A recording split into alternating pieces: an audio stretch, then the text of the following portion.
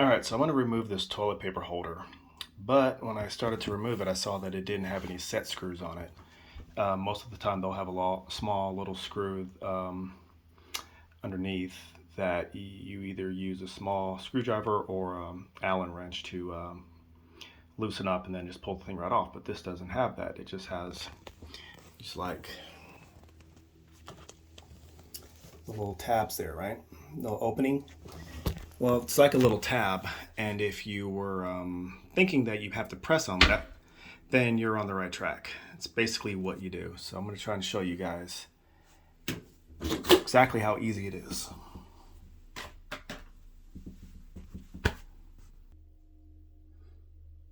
Alright, so all you have to do, I got a little small screwdriver here. Don't ask me what size it is, but just a small little screwdriver that I'm going to press into that hole and push up.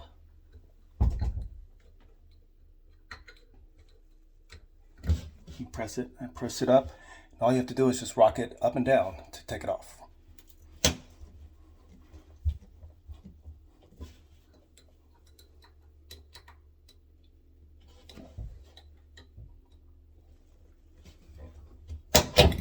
Just like that.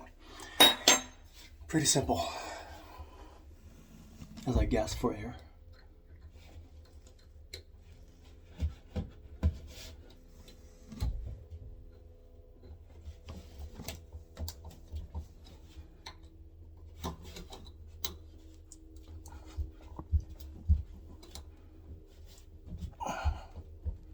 Let me get under it.